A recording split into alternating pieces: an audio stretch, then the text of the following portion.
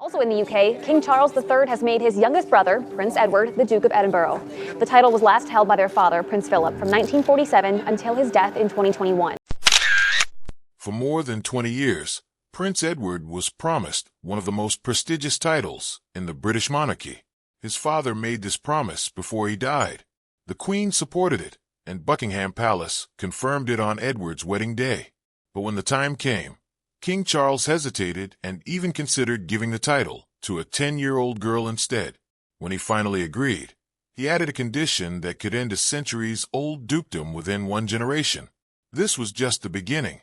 Behind the title negotiations, Edward's lawyers have been busy securing something even more valuable, a 150-year lease on a 120-room crown mansion through a private company. This deal gives Edward the legal right to earn money from royal property. In addition, Edward has Prince Philip's charitable network, which operates in 140 countries. He hasn't just gained a title, he has inherited an entire institution. Today, we will reveal how Edward outmaneuvered the king, secured his father's legacy, and claimed assets that Charles believed were his. This is the inheritance battle the palace didn't want you to know about, the promise that took 24 years to keep. The story starts 2 days before a wedding, not in a throne room, but in a quiet sitting room. It was June 1999, and Prince Edward was about to marry Sophie Rhys-Jones. Then Prince Philip walked in. Without any small talk, Philip got straight to the point. Sophie later described this moment to the Telegraph. He literally came straight in and said, "Right, I'd like it very much if you would consider that." He wanted Edward and Sophie to consider Edward becoming the next Duke of Edinburgh. Edward and Sophie were slightly stunned. Edward thought his older brother Andrew would get the title of Edinburgh, but Philip had other plans. On their wedding day, Buckingham Palace announced that Prince Edward would receive the Dukedom of Edinburgh in the future when Prince Philip's title returned to the crown. The announcement involved 3 royals, a written agreement, and a public statement. This seemed like a promise from the monarchy. However, no one expected that in due course would take 2 decades, 2 deaths, and 1 king's refusal to keep his word. Edward accepted the smaller title of Earl of Wessex, inspired by the film Shakespeare in Love, and waited. He waited through his father's withdrawal from public life, Philip's death in April 2021, and the most difficult 18 months of his royal career. When Philip died, the Edinburgh title didn't go to Edward. British peerage law passed it to Charles as the eldest son. The plan was for Charles to recreate the title and give it to Edward. But Charles had his own plans. Charles's betrayal, the 2 years of silence. Between April 2021 and March 2023, a serious sibling rivalry played out quietly within the royal family. To understand this, you should know that Charles has long held resentment toward his youngest brother, Edward. This resentment dates back to their childhood. Biographer Jonathan Dimbleby wrote that Charles felt his father treated him coldly, while Prince Philip was much warmer toward Edward, reading to him and playing with him. Author Tom Bauer, who wrote a biography of Charles, found it odd that a 72-year-old man could be jealous of his younger brother, who has no public role and is harmless. But this jealousy surfaced in July 2021, just a few months after Philip passed away. The Times reported that Charles had decided not to grant Edward the Edinburgh title. One source stated plainly, "It is up to him what happens to the title. It will not go to Edward." Another source said, "Edinburgh won't go to the Wessexes as far as he is concerned." Clarence House then added more confusion with a statement that said any mention of the title was just speculation. Charles justified this decision with his plan for a slimmed-down monarchy. A courtier told the Daily Mail that the king wanted to simplify the monarchy and believed that making Edward Duke of Edinburgh didn't fit with that plan, since it would pass on to Edward's son James. However, this reasoning seemed inconsistent. Charles had no issue granting Harry the Sussex title in 2018 or letting Andrew keep his York title after the Epstein scandal. The slimmed-down argument seemed only to apply when it came to honoring his father's wishes. Then in November 2022, shortly after Charles became king, a surprising report came out. Buckingham Palace was reportedly thinking about giving the Edinburgh title to Princess Charlotte instead of Edward. In a BBC interview, Edward shared his feelings on this with honesty. "It was fine in theory ages ago, when it was sort of a pipe dream of my father's. It will depend on whether the Prince of Wales, when he becomes king, will do that. So we'll wait and see. His father's dying wish had been reduced to just a pipe dream. The Hollow Victory, a title designed to die. On March 10, 2023, Edward turned 59. On that day, Buckingham Palace announced that King Charles had given Edward the title of Duke of Edinburgh. This decision came after 2 years of public embarrassment for Edward, and felt more like betrayal than a thoughtful choice. However, royal experts noted a key detail. The title was granted as a life peerage, meaning it would not be hereditary. This was unusual for a royal dukedom. When Philip received the title of Edinburgh in 1947, it was hereditary. The same was true for Andrew as Duke of York, and for William and Harry, who became Dukes of Cambridge and Sussex. Every recent royal dukedom has been hereditary except Edward's. This decision has serious consequences. When Edward dies, the Duke of Edinburgh title will end.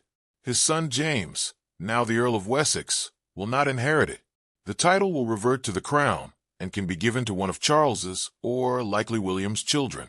According to Camilla Tominey of the Daily Telegraph, the non-hereditary clause was intended to let William give the Edinburgh title to one of his children, probably Charlotte. In this way, Charles kept his father's promise in name, but changed its meaning. Philip wanted Edward's family to continue the Edinburgh line, but Charles ensured it would last only one generation. He gave Edward a title, but made sure it would be taken back once Edward was gone. Royal commentators pointed out the difference with Andrew, who kept his Duke of York title despite his disgrace. The message was clear. Even a disgraced prince retains his hereditary honor. But Edward, the loyal brother, receives a title that will end with him. While the public focused on the title drama, something more important was happening behind the scenes. Titles are mainly ceremonial. They bring prestige, but don't generate income. The Duke of Edinburgh title does not include any territorial land holdings and does not produce any revenue. However, property is a source of power. In 1998, when Edward was still the Earl of Wessex, he leased Bagshot Park from the Crown Estate. This beautiful 120-room mansion sits on 51 acres in Windsor Great Park. The original deal was modest for royalty, a 50-year lease for £5,000 per year, which would rise to £90,000 annually after Edward spent £1.36 million on a £3 million renovation, with the Crown Estate covering the rest. The National Audit Office confirmed this was market value. In 2007, Edward's lawyers made a smart move in property dealings through his private company, Eclipse Nominees Limited. Edward paid a one-time fee of £5 million to extend the lease from 50 years to 150 years.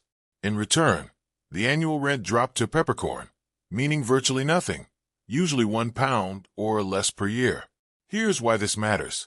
The lease has no restrictions on resale except that any future buyer must be able to maintain the property. Unlike Andrew's Royal Lodge lease, which limits inheritance to Sarah Ferguson and their daughters, Edward's lease has no family restrictions. The Duchess of Edinburgh, Lady Louise, and James could all inherit. Importantly, Edward could sell the leasehold and make a profit.